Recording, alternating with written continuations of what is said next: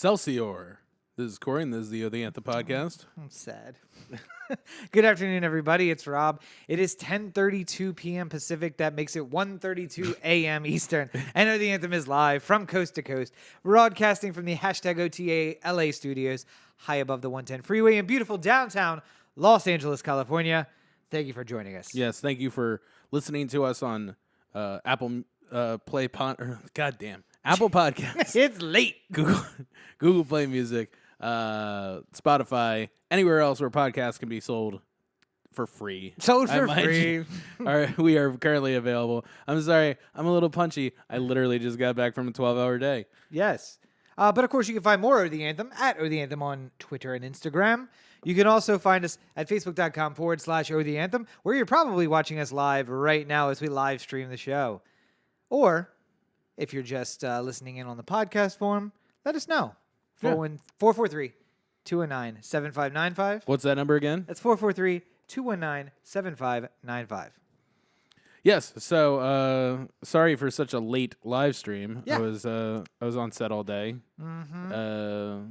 But yeah, we're here. So I imagine most people are going to be listening to this in their podcatcher of choice. But don't if you join us in the live stream. Yes.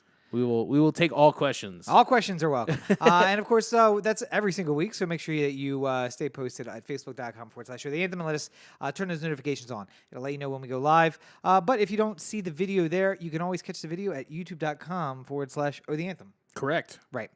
So it's a bit of an anniversary of sorts today, Corey. Mm-hmm. Do you know what that anniversary is?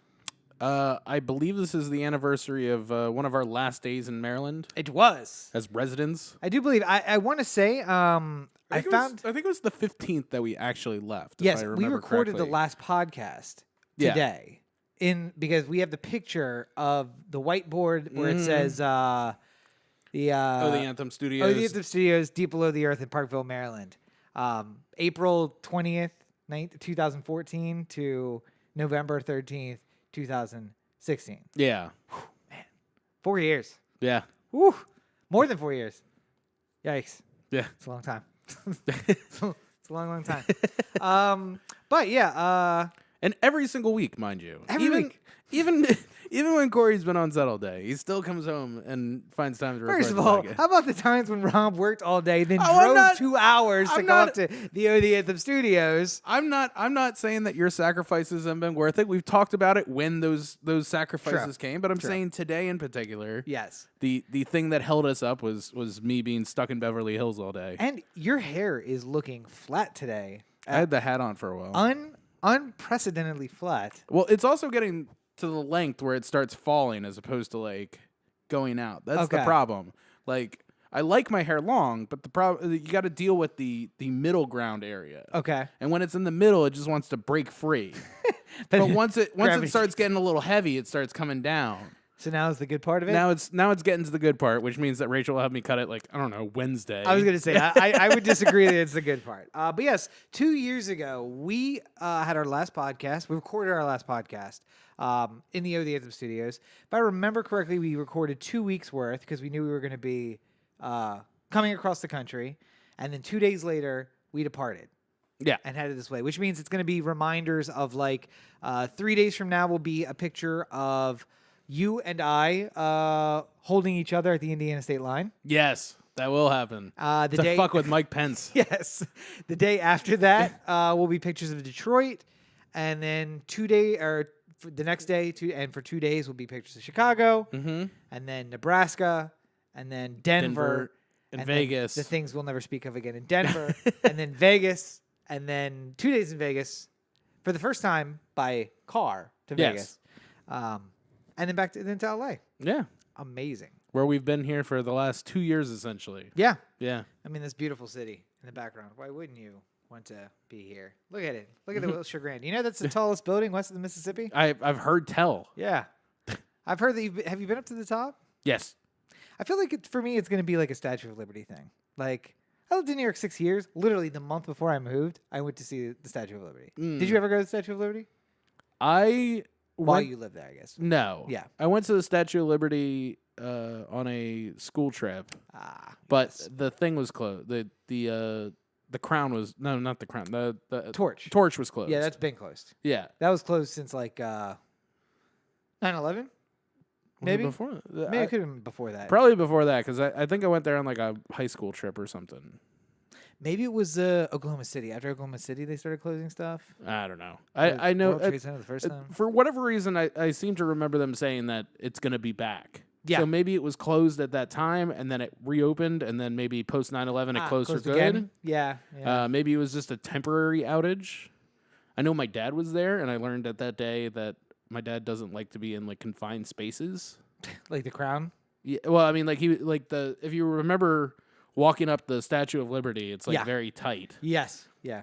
And he like made it like, I don't know, like the equivalent of like 4 flights up. And he's just like, I can't do this. And he left. Turned around and went back? Yeah. Ooh, that's rough. I'm like, oh, okay. All right, Dad. Now I know. If I want to torture you, I'll just put you in a little tiny like confined room. Well, on the other side of the country, here we are in Los Angeles. And Los Angeles is unfortunately in the news, not because of something we've done. No, not us. Are you maybe? Yeah, no. Maybe. You have a habit of throwing out cigarettes where you shouldn't be throwing out cigarettes. Yeah, but I saw the fire before I even got there. Is that right? Yeah, it is. Do you feel like you're under the hot seat? No. Maybe you should. Not I, said the fly. Mm-hmm. Anyway, so unless you've been living under a rock, you know that basically all of California is burning. Was I supposed to plug this in? Oh, yes, you were. That was left there. Does that there mean for that you. they haven't been able to hear anything that we've They've been probably been hearing crappy audio. So let's hope that it's just better plugging it in now. and fix it? Yeah. I'll find out. I'll find out when I look at it later. Sure. See, gremlins happen to both of us. It's not just me. You didn't tell me to plug it in. Well, I assumed you knew. But we are recording. At least we're recording. At least we're recording. So there's that. What if both of those things had gone wrong? Not good. Not good. Not good, Tater.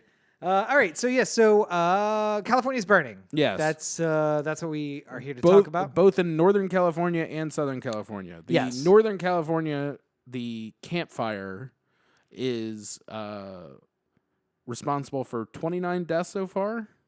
Yes. And I don't know any of the other details at this moment. I know the Woolsey fire, which is the one that is in Ventura County right now, which is very close to L.A. It's Malibu, Thousand Oaks, Calabasas, that sort of area is almost 100,000. I think it's like 93,000 acres, and thankfully not them. I think it's only like 2 or 3 deaths. But it's also only 20% contained. And billions in damage. Yeah, it's not a good day for insurance companies. It tore through some of the most valuable real estate in the hills overlooking Malibu. Yes. Including the Westworld set, which I can't imagine what the insurance was like on that. Because you have to think that that's got to be like the basis of the entire... We have to rebuild that whole thing until we shoot the next season. See, but so. I wonder... I imagine that so much of the value of that's the Paramount Ranch that was burned down. Yeah. I think that so much of the value of that is mostly historic, though. Maybe. Like the fact that it's a 100-year-old movie set that's been used but for all these famous productions. But I mean, like the actual value of the property isn't probably that much. If you have insured the next season of Westworld, though, and the production's now going to be pushed by 7 months while you rebuild the set, that's where the insurance claim comes in. Yes, but I also think that I mean, I can't speak of anything because the fire's still going on. Yes. And until that stops, we don't really know when. I need my Westworld. I'm going to need you to go out. Can we make the fire part of this season? Can we just have everybody in the fire? Should we just take the laptop with us and just carry our microphones as we try and extinguish fire? Is that what you're... No, I'm saying we should go film Westworld in the fire. I feel like we can make it safe enough. They're robots, right? Season 1, they had the Westworld. Yes. And then season 2, we got a little bit of Samurai World, and maybe season 3 is... Indian World too, right? And then maybe season 3 is just hell. Listen, I feel like Catholics would really like to go. You know what I mean? Like, I just want to get a preview. I mean, clearly God's sending me here. Eventually, I'd like to just get an idea of what it's like. So I would like to I briefly sort of talked about it. Normally, I don't find myself in Ventura that often, but this shoot that I was on, the Thursday Friday part of it, took me in. Up the 101 to directly where the fires were. Just before they closed the 101 because the fire was jumping back and forth across the freeway. Right. Yeah. And let me tell you, the fires were... pictures really do not do it justice. You have no comprehension of how like hot and big it was, how much area it was taking up, even on like Thursday night when I was driving through. Yeah. And at that point, it was only like 14,000 acres. It went from, like, it was probably at like 3,000 acres or something like that when I drove through. And by the time I woke up the next morning, it was at 10. And it was expanding huge at that point. That's like when it really started going on. Winds. Yeah. And the winds, that's the other thing. Like, it's bad enough that when California has fires because it's hard to get up in the mountains and put out those fires. But the other part of it is that the winds were probably gusting at like close to 50 or 60 miles an hour. Yeah. And like erratic winds too. Like blowing west, blowing east. Like the type of winds that like if you were looking at like a flag, it would like not just be like going like this, but it would like be shooting every which direction. Like the winds were not like in a solid state. So they couldn't fly helicopters over it to drop anything. It was almost impossible to keep the fire from like extinguishing itself because the winds were keep like fueling it. Yeah. And it was really scary. I was the hotel I stayed at Thursday night was 14 miles away from like where the fires were, and I was watching the news like an idiot. It's like lying in bed in this like motel, and I'm really worried that like I'm gonna wake up at some point in the middle of the night and somebody's gonna like knock on the door and be like, "You have to leave right now," or that we were going to be on set and find out that we were trapped in by fire, like surrounding us. Encircled fire. Yeah. And well, this is how I go. All right. I mean, thankfully I was right next to the ocean, so I guess I could have just like swum around. Just gone out. Just paddled. Just along the coast. Just stay close to the coast. Corey just floating out there for 2 days. No, this is nice. It's not so bad. Could be worse. Could be worse. Could be on fire. Could be on fire. Yeah. No, I mean it was very scary and harrowing stuff, and I can't even imagine what it's like for people who've lost both loved ones and homes that are preposterously expensive for the most part. Spots of good news though. The Jenner Kardashian house burned to the ground. So good news. Good news as far as that's Did concerned. that one go? Yes. Oh. What didn't go, Guillermo del Toro's house. And really? What's he called, the thing in the backyard? He's got like a museum to film. Oh, really? You don't know about this? I mean, I've heard of Guillermo del Toro's house. I haven't like seen any specific things about it. Yeah, so he's got like a museum to film in the backyard, and he basically nobody was concerned about his house. They were just like, "What happened to all these relics?" And it was safe. He said it was safe. So it's like all classic Hollywood stuff that he's been collecting. And the one flaw about putting all that stuff in one place in Southern California is earthquake, mudslide, fire. Yeah. Can easily be taken out. So maybe move that, Guillermo. Maybe take that to, I don't know, Norway and put it in the ice vault. So it's never lost. It's funny. I was driving up with a couple other people from the crew, and we were talking about it. And Shannon is from Alabama, and she was saying that the worst she ever has to deal with is tornadoes. Yeah, and I'm like, I said, what about hurricanes? And she was like, I mean, like, really, if hurricanes ever hit us, by that point, it's already like a tropical storm. Like, we haven't really gotten hit, like, slammed with a hurricane. She's from Birmingham too, so she's a bit inland. Oh, inland. Okay, I was gonna say. It's not I like was she's well, Mobile God, that or sounds something like a like challenge if you'd like to slam Alabama with No, but I'm a saying, you know, hurricane. it's like Maryland has gotten a hurricane or two. It's not as much as like, you know, North Carolina or Florida or something like that. But like most of the time we get hit is with like the tropical depression by the time it reaches Maryland. Well, and Birmingham is at least as far inland as Baltimore. I can't imagine it's any less distance inland than Baltimore is from the coast. Yeah, I mean it's I mean technically Baltimore is on the water, but I mean like it wouldn't go up the Chesapeake. The hurricane won't find its way up the Chesapeake. Actually, that's how the Chesapeake Bay was created. Was it? Yes. I mean, from a very large storm a long time ago. Interesting. The more you know. No, wait. Nope, not Chesapeake Bay. I'm thinking of the Ocean City Inlet. Nah, those are very different things. Yeah. I am searching for how far inland is Birmingham, Alabama. And the answer is 284 miles. Yeah. So a little further inland than Baltimore is. Yeah. I guess theoretically. But it's like as far away from here as Vegas is. No, Vegas is farther than 284 miles, isn't it? I don't know. Hang on, let's go see. Am I incorrect Las in that Vegas assertion? From Los Angeles. Los Angeles? Los Angeles. No, you are correct. It's 270 miles. Hey, what about that? How about that? But that's 270 driving miles. Where the Birmingham calculation is as the crow flies. Right. So, but I mean, like that's not. Well, but that means Birmingham is further from the coast than Las Vegas is from the coast. That cannot be right. That cannot be right. I wonder where maybe if they're thinking it's from the Atlantic Ocean and not from the Gulf of Mexico. Maybe they're because the measurement was to the coast of Alabama. It was Ocean Beach, Alabama. Find out how far it is from Birmingham to like Mobile, because I imagine that would be. Bro, it is real far. Yeah. Wow. It's like up near Atlanta. Yeah, I did not realize it was that far north. You guys are experiencing the wonder that is us. That is geography right now. Okay, so it's 232 miles driving. Yeah. To Mobile.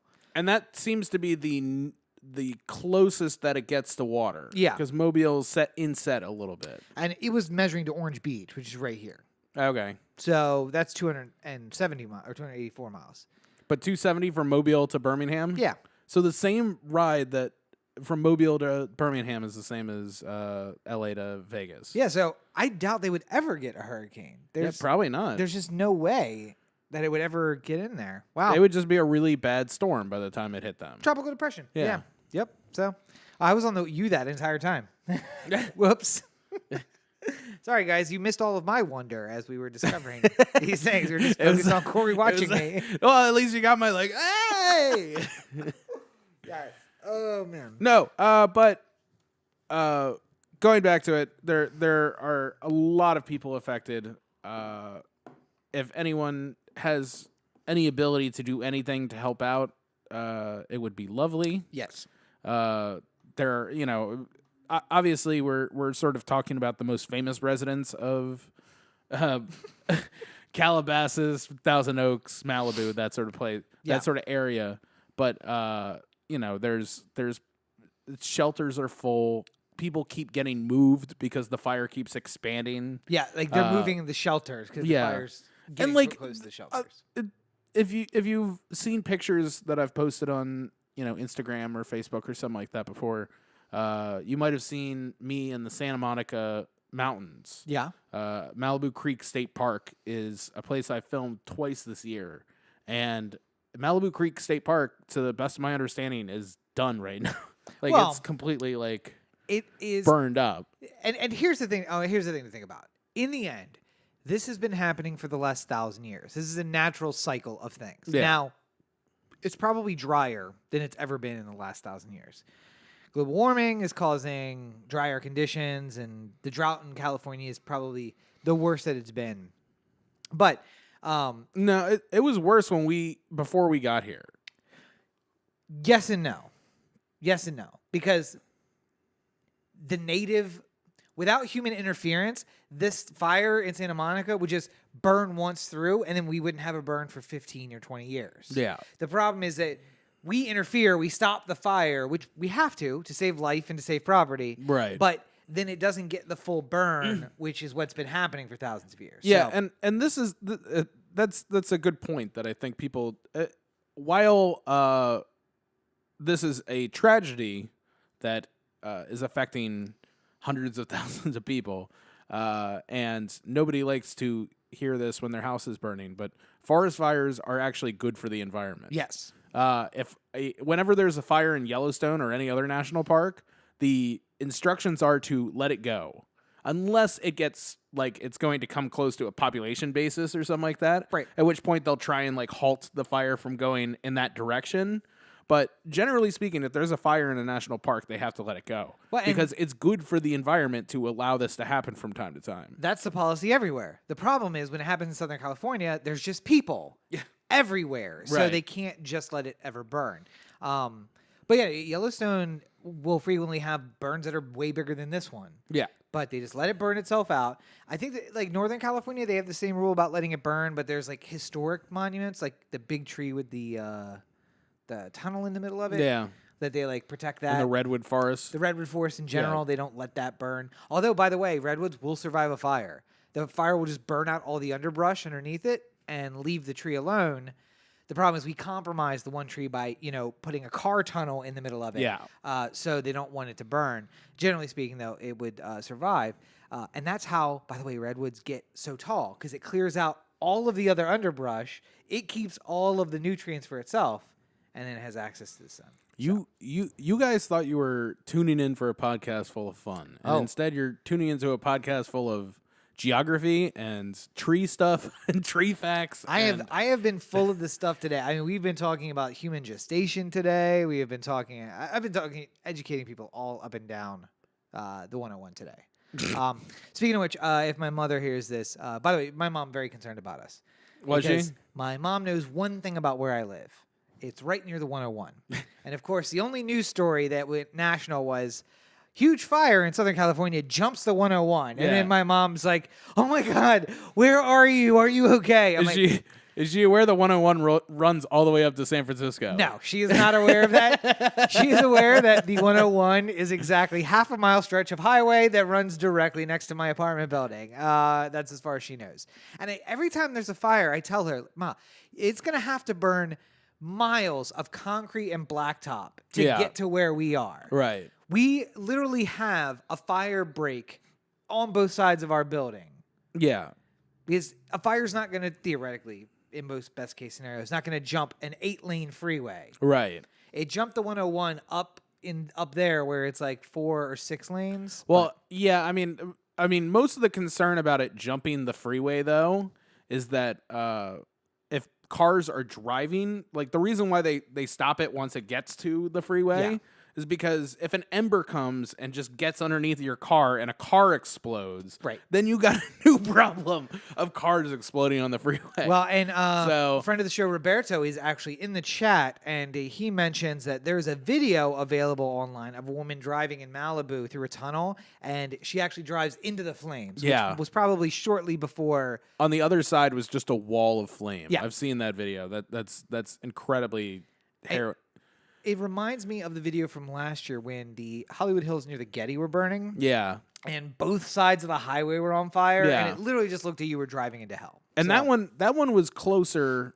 to us than this one is, the Wolseley fire. But that one still is like 15 miles away from us. Yeah. Just like I was 15 miles away from the fire before, but I was a little bit more worried about it feels closer. It felt closer also because everything I drove through between where I saw the fire and where I ended up was just more forest. Yes. So I was like, it has nowhere to go but just the forest all the way up to me. So yeah. Whereas like when it was out near Santa Monica, I was just like, all right, well, they're going to stop this thing before it gets to Beverly Hills. So you would think. At all costs. Is there a poor neighborhood we can burn in the middle? Just can we throw Compton in the way? Like, Can we? But Can we finagle these neighborhoods? So I have an intern who lives up in Woodland Hills, Calabasas, Thousand Oaks area, and so all day, as I walk past, I see that she's got like the screen up of the mandatory and voluntary evacuations, and I just see the light pink or the orange and the red zones, and they just keep creeping to the right, across the map, and that's basically. And I had to give her the unenviable news. She told me, well, listen, I think we're probably going to be fine because I live at the top of this hill. The neighborhood I live in is at the top of the hill. And did you know fire actually travels faster uphill than it does downhill? Yeah. So I had to tell her, well, sorry, that actually is probably bad for you. The best place you could be is at the bottom of the other side of the hill because it'll burn to the top and then they can put a berm in. But the berm may end up being your house. So sorry about that. Yeah. Yeah. I'll say this too. Just before we get on to I was going to say happier news. There's no good news this week. The firefighters who've been out there battling these blazes, both here in Southern California and Northern California, have been at it like almost nonstop. It's like they've been on these crazy schedules where it's like, 15 hours on and 5 hours off and stuff like that, where they're literally just going somewhere to like pass out for 5 hours and get back into it. Yep. Like they've been doing incredibly heroic work, and our thanks to Ventura and Los Angeles County Fire Departments for all they do to try and put out these blazes. And I can't remember the county up there. It's Marin County? No, Marin's on the other side. Ow. God damn it. Napa County? No, on the other side still. I'm just guessing. It's on the Oakland side of like the Bay Area, if we will. No idea. It's not near Oakland. I mean, Oakland would probably, it's closer to Sacramento, really. I don't know. Are you trying to figure out the county? Here's the problem. When we lived in Maryland and there were 10 counties. Mendocino Fire. Mendocino? Mendocino. Yes. I don't think that's the one. I think it started with an H. Counties in California that start with an H? Is that what you're... Let's see. Oh, this is the Southern California Fire. Southern California. Nobody really cares about the Northern California Fire. That is the really, worst one. Yeah, that's Butte County. I think it's Butte. Butte County probably is. Probably maybe Butte that's County. it. Ventura County. I think that's the one I'm thinking of. I think it's Butte County. Yeah, Sonoma, Napa, Sonoma, and Butte counties. When I was when we lived in Maryland, it was so easy to remember all the counties. Yeah, because there were so few of them. Yes, and then you moved to California. There's 1,000 counties.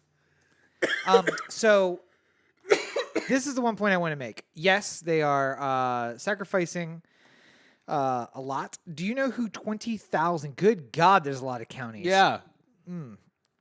Starts with an H, eh? No, I actually think it's Butte. Humboldt County. No. Humboldt County is in Northern California, but it's way up north. Yeah. Imperial County, Inyo County, Kings County. Yeah, I think it's Butte. Yep, that's basically right by Sacramento. On the way of Sacramento. Yeah. Okay, so my point. Do you know who 20,000 of those firefighters are? By the way. Who? Oh man, what happened here? Probably when you were typing in things on. Oh yes, you're right. Yeah, I forgot. It changes things. So do you know 20,000 of those firefighters are actually inmates from the California Correctional? Really? Yes. And you'd think they are going to get crazy amounts of experience this week, right? I mean, I would hope that they're getting incredible time served if they're No. Good behavior. That's all. Standard good behavior. It's just like any job. They could get just as much time working in the laundry as they do fighting fires. More importantly, though, in the laundry, they'd actually have a skill they can use outside the prison because being in prison disqualifies them from being firefighters in the state of California. Yeah. So they can go out and fight fires as an inmate and get paid pennies per hour. But they can't then, once they're out, become firefighters and get paid to actually do this because that's the way it works. I don't know if California. I don't know how I feel about that.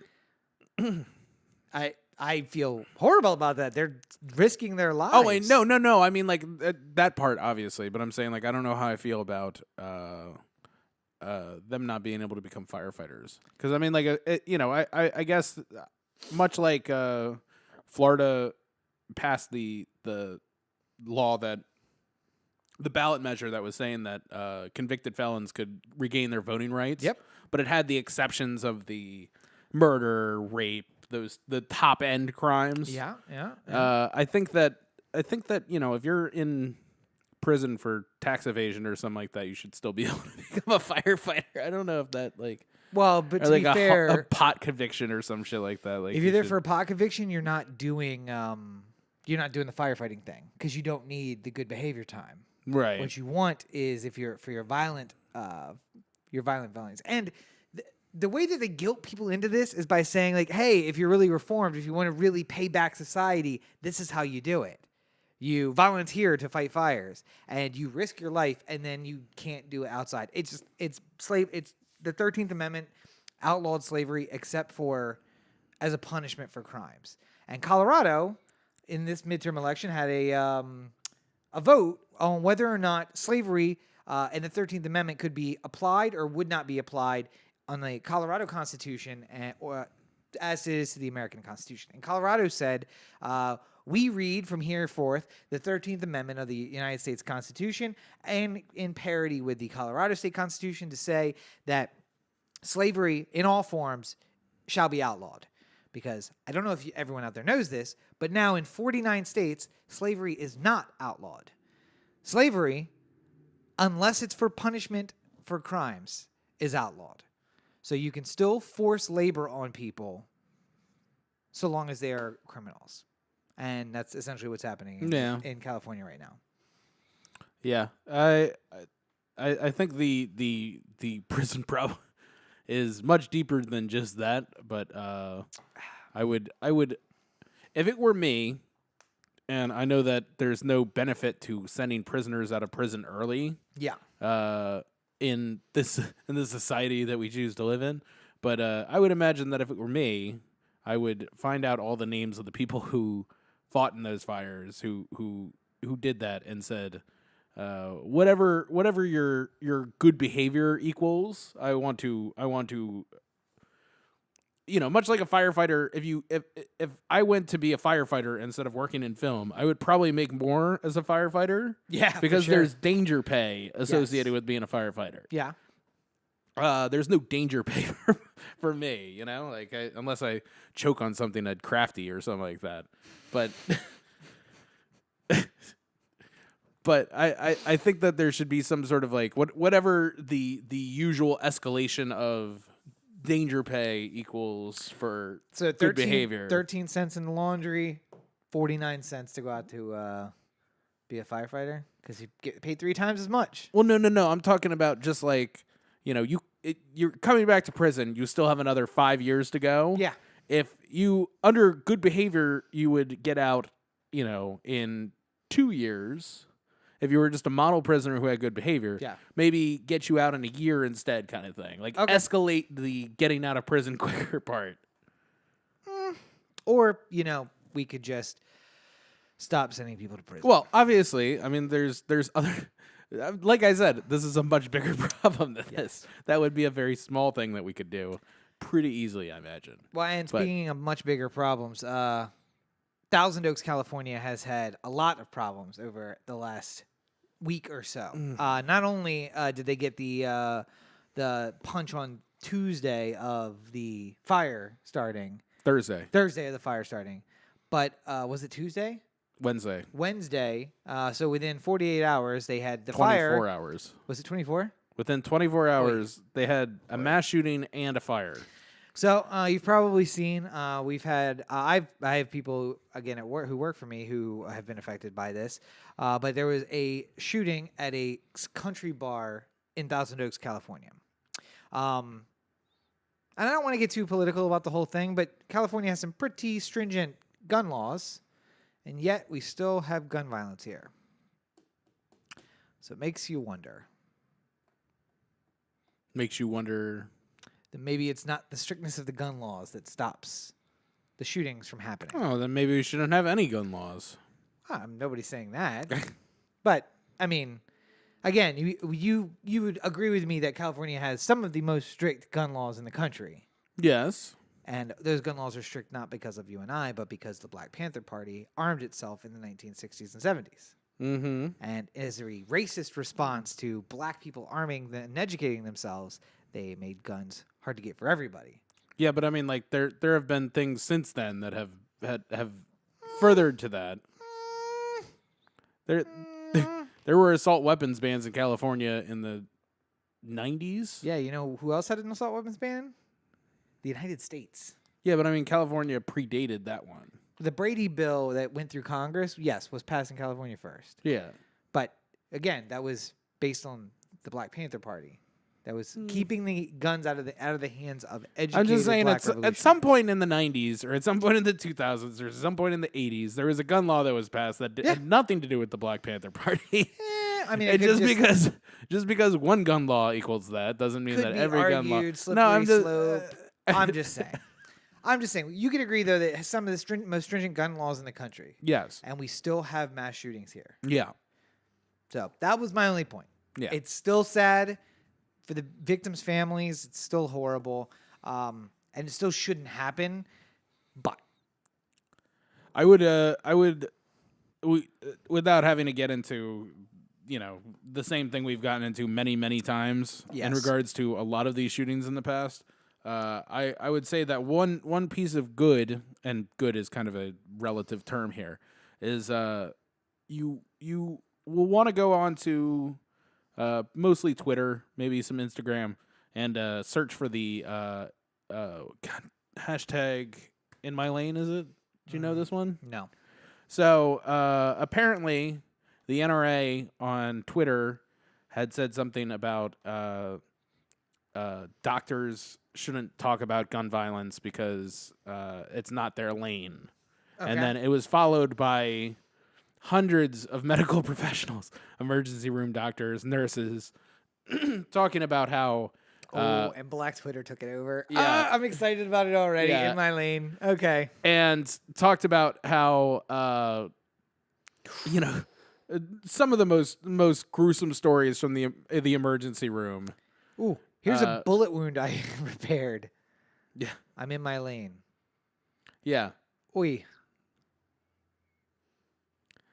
Yeah, so that went off. And then, what's her face? Ann Coulter got involved saying, like, doctors are, just because doctors pull cue balls and gummies and stuff out of people's orifices doesn't mean that they're great at, or because they become, what do you call it? Experts on billiards and candy. And like that started like a whole nother wave of it where it was like, why? Where it was like, I don't ever have to go talk to a parent about their dead kid after I've pulled gummy bears out of their butt. Like, it's like this is not the same fucking topic. This is one small part of what I do compared to the worst part of what I do. And by the way, yeah, did you see the Ann Coulter Kansas comment this week as well? No. When Kansas went for a Democratic governor, she said, well, didn't it do that? No, Brownback was a Republican. Yes. Sorry. He was a moderate. He was a Hogan Republican. Yes. And they went from that to a more conservative candidate. Yeah. Chris Kobach, right? Kobach? No, Kobach was Secretary of State. I think. He was running for governor. That's what I mean. But the Republicans put up a Trumper. Right. And in this election against a Democrat. Yeah. Yeah, the guy who was in charge of the voter fraud committee. Yeah. Yeah. Who is probably committing voting fraud. in the form of purging people from voting. Right. But nonetheless, Ann Coulter said, well, I really hate Kansas now. And someone won the internet day by posting, come on, Ann. You've hated Kansas since they dropped a house with your sister. Yeah, I saw that one. That's good. Good stuff. Oh. If you're not on Twitter, you're missing out. Yeah, how are you not on Twitter? Come on. Anyway, Can we do a little palate cleanser here real quick? yes. Just before we get into thoughts and prayers to the Thousand Oaks, the victims in Thousand Oaks. I mean, it's how much can you talk about it? We are 300 days into the year or something like that, 340 days in, and there have been like 317 mass shootings. So, what are we gonna do? also keep another but on the end of that is that 3 people A butte on the end of that. 3 people who were at the Vegas shooting were also at the shooting in Thousand Oaks, including one who died. Yes, I believe that's right. You survived. How the hell? It's like Jesus fucking Christ. Final Destination. Although maybe. I would like to take a quick moment, a little palate cleanser here, and talk about the best news of the week. Yes. The calls available now. The Yes. fantasy football team operated by this gentleman right here Yes. fell this week. The first loss of the season, 9-1 now. Yes. After losing to JR. To be fair, I've already Comments. clinched the playoffs. I don't know if that's official. I haven't seen. Yeah, I haven't seen they're a not little gonna- star next to your name. Yeah, so one thing I read this week is that they don't put a star in until later in the season, but like if you can do the math, you can figure out whether or not you've clinched. I think that there's still a chance that people could catch you. I don't know. Anyway, so what did I do this weekend instead of paying attention to fantasy football or anything else really? Like my friends and loved ones. I didn't pay attention to them. I didn't pay attention to fantasy football. I didn't do anything. Just played Red Dead Redemption. Just played Red Dead Redemption 2. I estimate that of the time between Friday evening and Monday morning, I played approximately 32 hours of Red Dead Redemption 2. Ooh. It's a lot. Yeah. It's a lot of time. By the way, just to add it to the LA Transients, the team managed by this guy. Yeah. Won in a squeaker. and an absolute butt clenching squeaker. Yeah. 107.92 to 102.66. And it all came down to Alfred Morris. I couldn't watch the game because I was on set, but at a certain point I went out and took a little break. Oh wait. Since we're gonna get into it.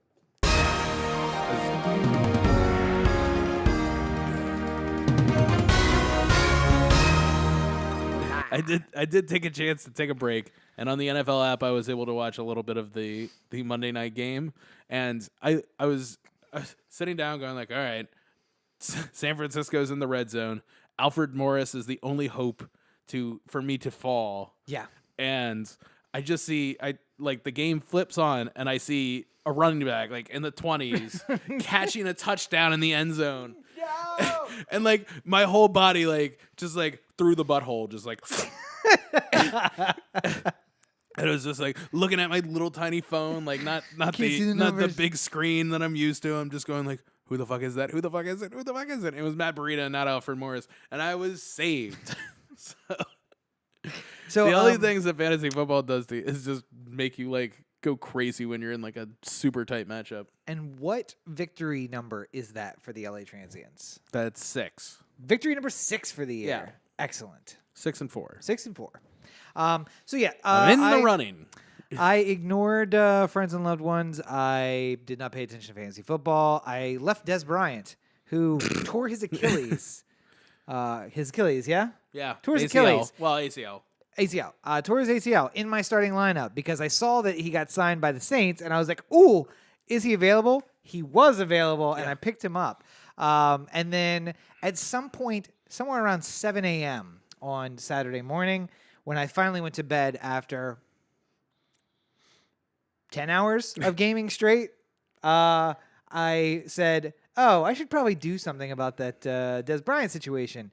And I passed out. And then I woke up at 12 and handled my day and also played more Red Dead Redemption. And then I passed out again at 4 a.m. on Sunday and woke up at 6 and realized I didn't have any other wide receivers. And I said, fuck it. And I went back to sleep. So that was about how that situation I worked. laughed at Rob, by the way, about the Des Bryant thing, but I would have laughed at him before he signed him too, because I knew this wasn't going to work out well. Yeah. And even though the Saints scored 51 points, Yeah. and Drew Brees had 3 touchdowns, you want to guess who the How many points did they put you up want for the you LA want to you want to Champions? guess what the second wide receiver on the New Orleans Saints put up?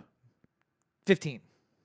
How many fantasy points? Yeah, 15. 6.5. Really? Yeah, Who was the number two one? receptions for 45 yards. So it was just Drew Brees and one wide receiver? Well, Michael Thomas had 8 for 70 with 2 touchdowns. Yeah. Mark Ingram had 3 for 58 with 1. Alvin Kamara had 4 for 46. And then it was 2 for 45 for Keith Kirkwood, who I've never fucking heard of in my life. So I imagine that you would have probably had the same thing if Des Bryant hadn't torn his ACL. Yes. And to be fair, I have put up 220 point weeks. This was a week where Des Bryant tore his ACL. I didn't pay attention, and everyone just had an abysmal week for me. And I have a lot of people on bye, but at least I filled my schedule. My entire roster was full. Yeah. Just once Friday hit, I should have forgotten to sign to defense, you fucking Jets. I hate you. turns out with negative points. Yeah. Anyway, so is that That's it? it. Yeah. Well, I guess super quick one. Yeah. Ravens were on bye, but it looks like Joe Flacco might not make his next start because he has an injured hip, which might be the beginning of the Lamar Jackson era. Do you have any thoughts? Listen, Joe. You know how I feel about you, generally speaking. Take your time. Well, take your time, yes. I just want to say one thing to you. And the name escapes me right now.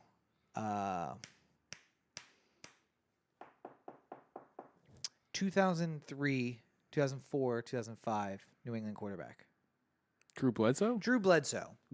Jack, my fear and my hope is that Joe Flacco and Drew Bledsoe will be used in the same sentence. Intertwined. Yes. Yeah. Great quarterbacks who went down with an injury, and then their backups came in, and the team never looked back.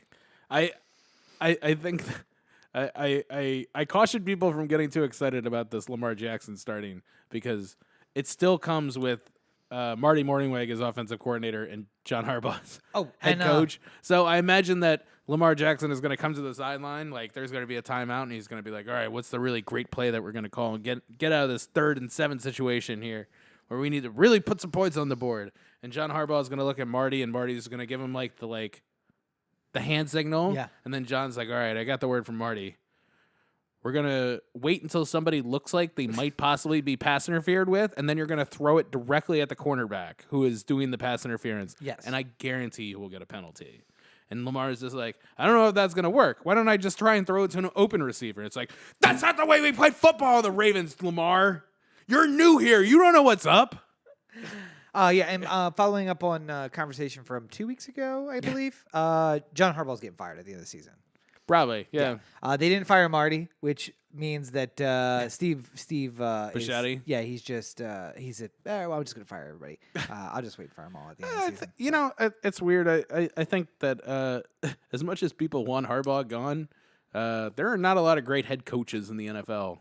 And Ooh, you know what? There is a lot of them. If John Harbaugh gets fired tomorrow, then he's going to have a job by next week. Probably.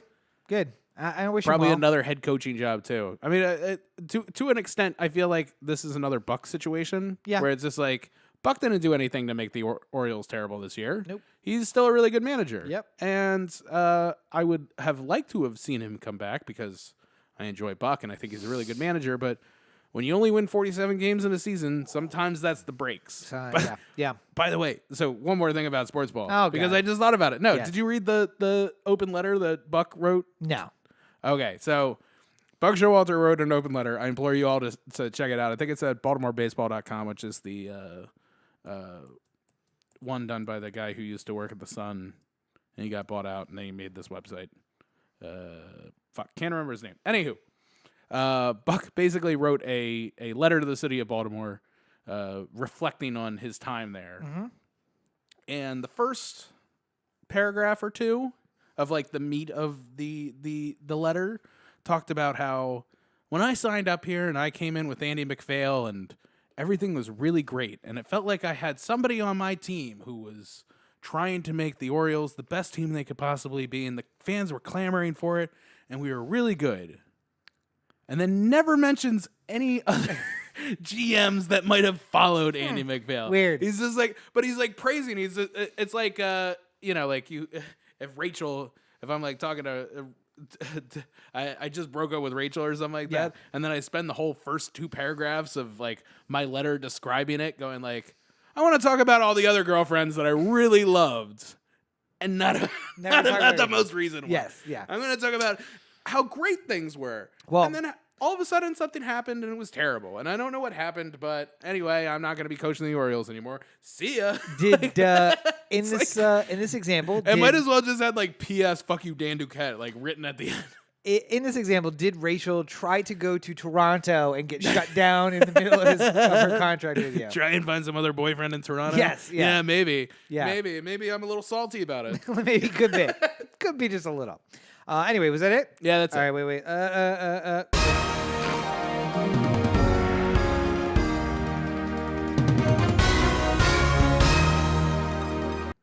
All right. So we have approximately 10 minutes. Yes. So let's keeping this to a tight hour. Let's hammer through some midterm reactions, because last week we pretty much spent the entire episode talking about the midterms. You guys already know what happened. Yes. But any thoughts? Well, I said the Democrats are going to take 20 House seats, and they're not going to turn the House, because 22 is what they needed to turn the House. Yeah, 22 or 23. Yeah, you said they were going to take 40 plus. Yeah, I thought somewhere between 40 and 45. So come to find out, the Democrats took 31 seats thus far and did, in fact, turn the House. And there are 10 seats left to be counted. But my understanding of the seats that remain are ones that, much like the non-congressional seat, but the governor's race in Georgia, what's happened there is they're demanding to count votes, which is great, and every vote should be counted, and blah, blah, blah. But every time they count more votes, Stacey Abrams the window gets smaller. Yeah. Because she's not making up the ground she needs to make up with the votes that are counted. Right. And my understanding of the 10 seats that are left, there's a chance on like 2 or 3 of them, realistically. The rest of them are like... one of them is in a town where there's a military base, and of course the military generally votes conservative. So the likelihood that the provisional and absentee ballots coming in, turning it for the Democrat, probably low. I've heard the opposite. Really? Actually, yeah, I've heard that like of these 10 seats that are left, like 7 or 8 are leaning Democrat, but a lot of them are in California, where it just takes fucking forever to get votes. I mean, maybe. By the way, the one I heard about in California was the one that could be going Republican. Well, one of them was Rohrabacher, who fell. No, but this is a different one. But thank God, by the way. Yeah, get him the fuck out. No, there was a military base, and they said that the reliance on provisional and absentee ballots to turn it for a Democrat, despite the fact that it was California, was probably a low chance. Yeah, nonetheless. We'll find out. Yes, we'll see. I think it's just as an aside, I think it's stupid that California is going to have such an early primary in the next presidential election, because we're going to have election night in America, and Jake Tapper's going to be sitting there, and he's going to be telling us about what's coming in from California. And then 3 weeks later, we're still not going to have a fucking clue what the hell happened. On the plus side, though, it's going to take forever to count all these goddamn votes. They'll come and do electioneering here because it'll be earlier in the cycle. We'll see more candidates, and the vote will come out around the same time later in the year, and we'll figure out. It would actually probably behoove a Republican who might want to try and go directly against Trump to get a whole ton of delegates right here in California, because Trump is not winning California. No, if there is a legitimate Republican in the race, alternative. Yeah, Cal exit 2020. Yeah, let's just get the hell out, and we'll count the county votes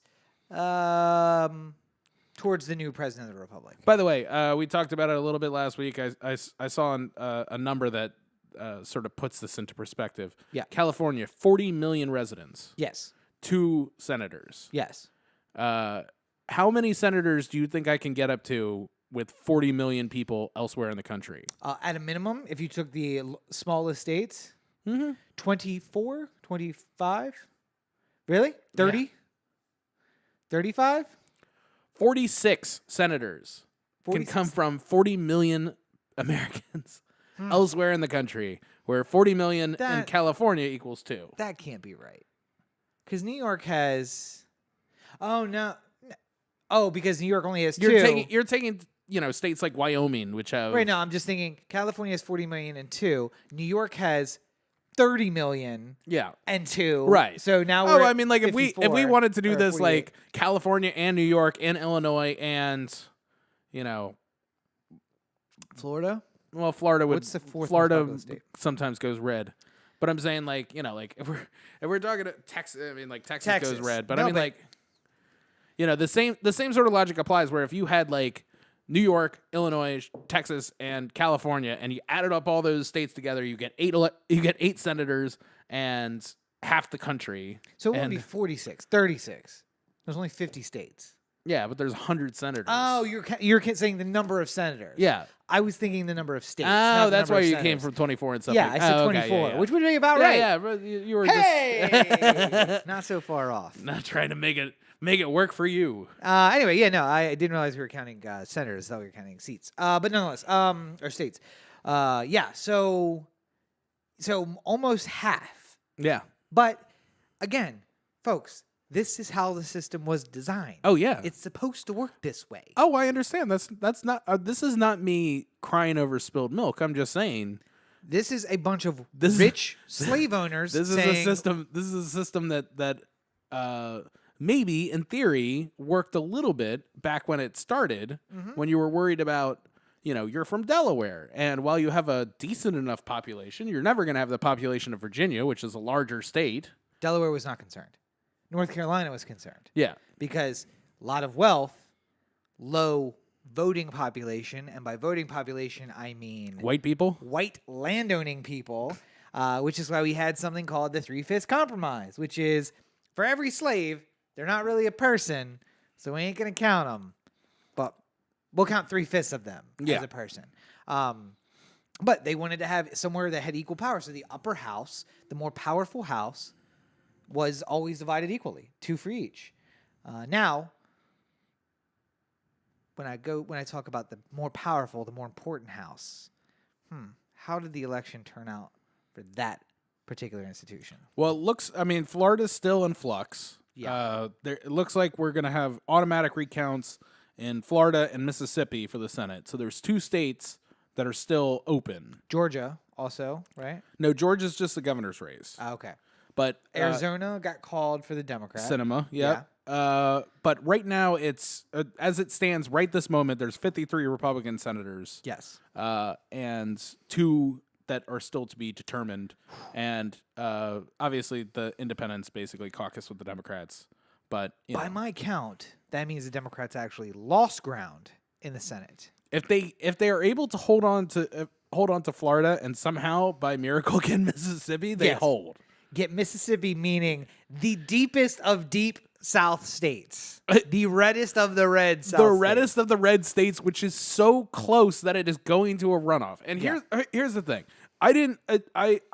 When I made predictions before, I imagined that to me it just felt like in the water that maybe there was a chance that a couple of Senate seats could potentially flip. I didn't go that heavy on. I didn't say like Democrats are getting 5 Senate seats or anything like that. I said I think they gain maybe 1 or 2. Maybe they make it a 51-49 kind of affair. But I think that the clear showing of this election was that the House went overwhelmingly Democratic, as opposed to what it had been before. And for the first time in a long time, the Democrats showed up in governor's races and legislative races. Yeah. and made huge inroads in both of those places where they've never fucking competed before. 36 governors, I think, are now Democrats. No, it's closer to split. I think it's 24 or something like that. No, not the ones that won. Overall, total. There's more than half of the. Maybe it's no. It's maybe split. it's the state houses. Maybe it's the state houses. No, maybe. I don't know. Hogan won. Yeah. No big surprise there. No. I like how every single election night, no matter who's running, as soon as 8 o'clock gets called on the East, I can 100% guarantee that I'm going to hear, and we have a projection to make in the state of Maryland. Yeah. No question ever. Yeah. Basically, is how Maryland works. Andy Harris also won. Yeah, dirtbag. Yeah. But everyone won. I mean, did anyone? No one got unseated in Maryland, right? No, I don't think so. I think everyone just kept their seat. Yep. I mean, Cardin. Did anyone even run against him? Probably not. Yeah. I mean, if they did, who would have known? It's just a MAGA hat on our pumpkin. Yeah. From the Eastern Shore. I mean, or Dundalk. Dundalk probably. But how did Ghoulie McMAGA hat? He's gonna fix all our problems. Ben Cardin don't know shit about government. Let's go around the horn here. Let's say important races. Ted Cruz lost his race in Texas. He's no longer the Senate. Nope. Oh. Okay. Dianne Feinstein, in a race against a Democrat, got eliminated. Nope. No. Nancy Pelosi lost her seat. She wasn't ever going to lose that seat. All right. The same pumpkin that's running in Maryland is running in Pelosi's seat for the Republican. Wasn't there a Democrat running against her? Oh, probably. I don't know. Yeah, because it's by the way, too. Just as an aside, we still got plenty of time to go before January, but I've been hearing this circulating in the water. Yeah. To everyone who's saying we have to have Nancy Pelosi as the Speaker of the House. There's nobody else who has the experience. There's nobody else who's done this before. There's nobody else who's ready to take this position. Literally anyone else. Yes. Please, listen to me when I speak. It is not going to work out for you. When she was Speaker of the House before, at the ripe young age of 74, then we were already starting to worry about her becoming unraveled. Yeah. Now she's at the listen, guys, ripe old age of 80-something. And it's not any better. Can we please stop talking about Nancy Pelosi like she should be a little like? I read an article today that a former campaign manager of Hillary said prepare yourself in 2020 because Hillary 4.0 is coming. And I said, please, for the love of God, do not do that. Because if Hillary legitimately tries to get in this race and beat Trump again, then the Democrats are not going to be able to help themselves. No. They're going to be like, oh, she can do it this time. No, she can't. She proved this. She can't. She has to live in the woods somewhere. She's not allowed to come back and run for president anymore. She's done. Have you seen the meme of Jason Momoa? She lost to fucking Donald Trump. She's done.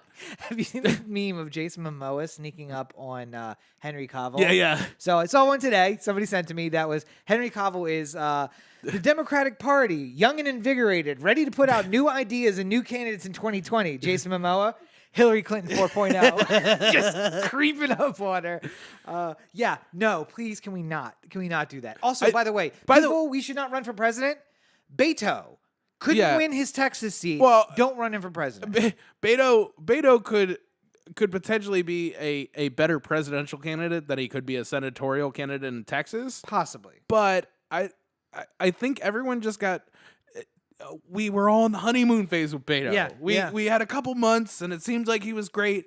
And then the dead hooker shows up. Everyone fell in love, and we're feeling all warm and fuzzy inside. And it's not the same when you get to a national election. Yeah. Just ask Martin O'Malley. No, everything seemed to be going great for him, and then he finished third in Iowa with 5 votes. So. And only one of them showed up to his rally. Don't do that. 4 of those votes are people who hit the wrong vote. They were trying to hit Bernie Sanders, and they were at the Iowa caucus, and they stood in the wrong pile They went to go say hi to their friend, and they got counted in with Martin O'Malley. Martin O'Malley, who won both of his races for governor. Oh no, won 1, lost 1, won 1 again. Yeah. So won 2 races for governor in Maryland. Beto 0 for 1 on his races. Other people we should. Well, he was a congressman, to be fair. Yeah, but on a larger scale. Texas has really, really small congressional districts. I don't know if you've seen them. Yeah, I know. Tiny. By the way, I pulled up the states by population. Texas, number 2. Although you do represent 744,000 people, or 786,000 people per seat, House seat. That's crazy. Anyway, point being, don't run Beto. Do not run Hillary. Yeah. How about Feinstein? Nope. Nancy Pelosi? Nope. Well, they won't run. Hopefully not.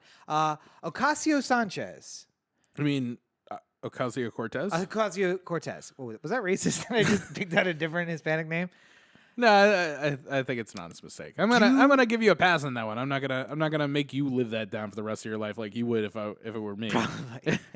Do not run for president. You are a first-term congressman from the west side of New York. Yeah. We are worried about winning Kansas and Kentucky and Georgia, which apparently is in play, and Mississippi, which is apparently also in play. And guys, listen. Here's the only person who has formally run for president that I'm going to allow to run for president again. FDR. If FDR comes back, he's allowed to try. I'm not going to tell him no. Or TR. I mean, for either party, honestly. If he wants to run as a Democrat, then feel free. I mean, Republican too. Run as a Republican. Sure, I'm not going to stop him. I'm just saying. There's literally nobody who has run for president in the last 20 years should be allowed to do it again. Jimmy Carter? Jimmy's not. He would.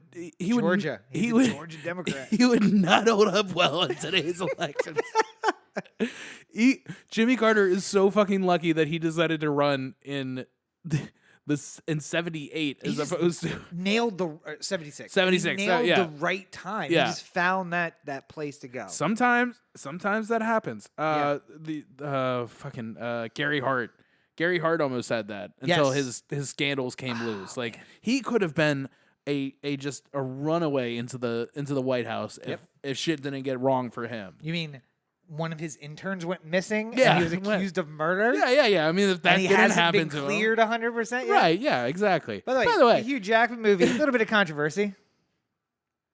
Yeah, a little bit of controversy. What is it? They apparently kind of just put a little bright face on the fact that he possibly murdered an intern and has not been fully cleared yet. I mean, he's been fully cleared. Well, I mean, a lot of these movies with historical figures sometimes put a nicer shine on things that this ain't the culture for that. I know, but time for it. Well, Dead intern who you romanced and then murdered. It's a little bit of a touchy subject. Yeah, it's Hollywood. I agree.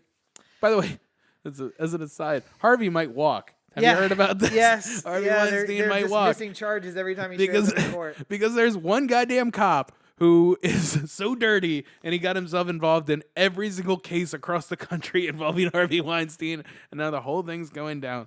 I shouldn't laugh, but that's what you get for putting all your eggs in that one basket. Yeah. And to close out, because we're over time already. To close out,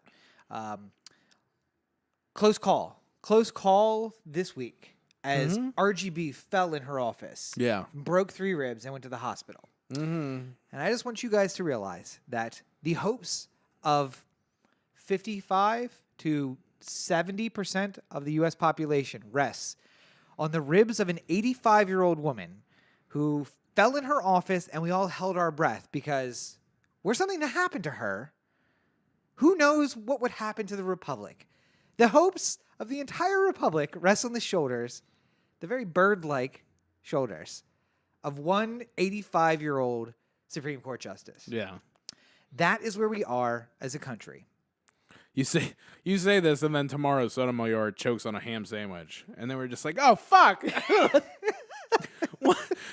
God damn it! You got me. I was looking over here, and you got me over here. She's 48 years old. See, but she's young enough that although. Which is easier? Do you think it's easier to prop up the dead body of Sotomayor or RGB and RBG and get away with it? No, Ruth's fine. She's okay. She just doesn't feel like talking today. Quiet. She fell asleep during the State of the Union. You don't think she's gonna fall asleep occasionally? She's not breathing. Nah, she is. She breathes real shallow. You can't tell. She's fine. It's her new thing. Not breathing. She's trying to conserve her breath. She only has so many. Horribleness. Weekend at Bernie style, like get a video of her working out, and it's just like just strings attached. So morbid. But that's what the Republic rests on her shoulders. We are concerned. Terrified. It's terrifying. We're concerned about the health of an 85-year-old woman. My grandmother. We are concerned about the health of my grandmother because the entire future of the Republic rests on it. The reason why is because if for whatever reason something happens to RBG, then the pumpkin with the MAGA hat is next in line to take her seat. Yes. It's not. This person shows up everywhere. I don't get why he's so popular. Worse than him, Scott Whitaker, the new AG, who's probably going to close. We didn't have time to get into all this shit. There's so much going on. Maybe we'll get to it next week if there's still a country. And if not, I'm looking at you. Census population 2010, 37 million people in the state of California. Jesus Christ! Look at all of these states down here. Wyoming, 563,000 people. Yeah. That's a little bit more than Baltimore. Yeah. The state of Wyoming, Vermont, D.C. Oh, you don't count. Alaska, North Dakota, South Dakota, Delaware. I'm just counting up. We hit 1 million when we get to Rhode Island. Really? Yeah. I would have put them under 1 mil. 1,052,000 people in 2010. To get to 2 million, New Mexico. To get to anything substantial, so let's call that 5 million, Minnesota. We're at the 22nd most populous state. Yeah. So the bottom How do we get 30. to 10? What's that? 10 million? Yeah. Ohio, number 7. Yeah. So the bottom, let's say the bottom 20. Oh, I think it's more than 22 have the same population as of 20,000 or 2020 or 2010 as California. Yeah. California, let's just it's 40. It's not it's 40. We could it's probably 25 or 26 states. We have more population than half the states. Look at this graph here. Do you see this graph? Yeah. One dark state. Yeah. Yeah. Okay. Here's my point. Let's just say goodbye to all of this. We can start our own country. You know what? How about honorary first Supreme Court Justice of the Republic of California? RGB. We'll just bring her in, let her retire, and let them have their clusterfuck. Yes, we'll bring her in. We'll put her on the Supreme Court of the Republic of California. And imagine how welcomed the world leaders will be when they come to the new country of California. Yeah. Justin Trudeau doesn't have to worry about not having his umbrella. Yes. Yeah. I mean, there's no rain, so he can just walk around and not worry about the rain hitting him. Be concerned about the fires, though. Fires are a bit of a situation. Yeah. Don't come right now. Come later. We have to figure out the fire situation first. Yeah. But Donald Trump the coward, just as one on the way out, not going to the Armistice Day celebration in France. 100 years, yeah. Making a real asshole of himself in France. Yeah. And then not showing up to Arlington today because both of these places, both France and Arlington, had rain over the weekend and couldn't be bothered. Also, side note, I know that 2045 seems pretty far away. Could we not elect an asshole for the World War II?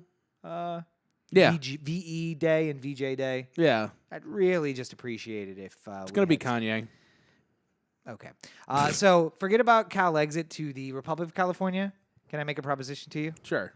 The People's Republic of California. Huh? And you know who I'd put in charge of that? You. Listen, 18 years. Just give me 18 years, and I promise you, at the end of it, I'll turn over power. It'll be great. Listen, you have to understand that if California becomes a country tomorrow, then Jerry Brown is going to become the president of this country. Listen, he's gonna find his way into being the benevolent dictator that you can never be. It's a lot easier to overthrow the government of one state than it is 50 states. That's all I'm saying. All right. Me and my friends, we have plans, we have things. Although I told one of my not my coworkers, one of the people who works for me today about the patent for the mega guillotine, and she didn't believe me, so I pulled up the patent for the mega guillotine, which kills 19 people at once, and I was like, we could get through all of Congress in like a couple of hours. She looked so appalled, so appalled. Sometimes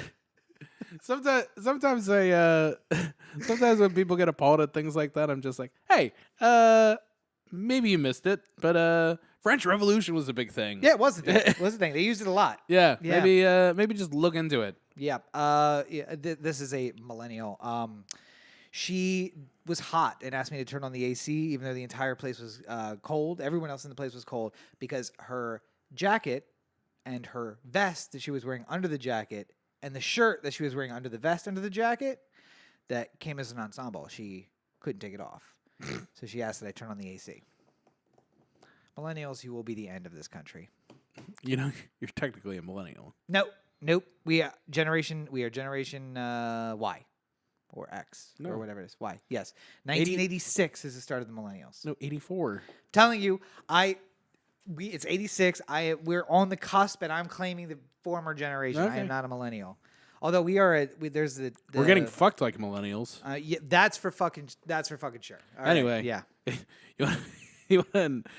You want to know where all the millennials go to get their hot news? Where's that? OTheAnthem.com. Corey at OTheAnthem.com. O The Anthem on Facebook, Twitter, Instagram, and the listener line 443-219-7595. What's that number again? 443-219-7595. And you can find more at me at my website, CoreyBakerFilmmaker.com, at LegendCB5 on Twitter and Instagram, and Facebook.com/CoreyBakerFilm.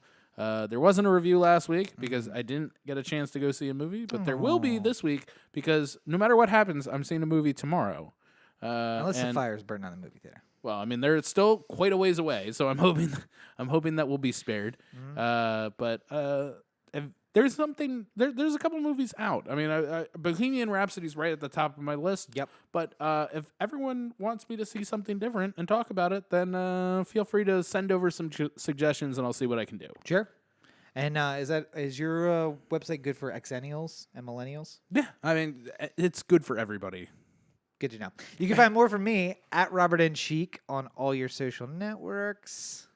Make sure you check out robertncheek.com where you can find links to my political blog, the news website, and the books, which are available on Amazon. Firehouse Books. Thank you. Well, I think we've done good. We've done something. I don't know if it's good. But as always, you're listening to the O The Anthem podcast, part of the O The Anthem digital network. For Corey, this is Rob. Have a great week, everybody. We love you, San. We're going to miss you. Oh, we didn't even get to that. Yeah. Yeah. You want to do that real quick? Just a quick. He apparently has done 3 or 4 cameos in the can. So we'll see him in Avengers 4. He might have green screened a couple. I heard rumors, but 95 years old. Incredible run. What a incredible legacy. Yeah. We dedicated a web series essentially to the work that you created in part. And you will be missed, kind sir. Absolutely. And hey, check out the web series, Heretics. Yeah. It's available on YouTube on the O The Anthem page. So check that out. But goodbye into that sweet night.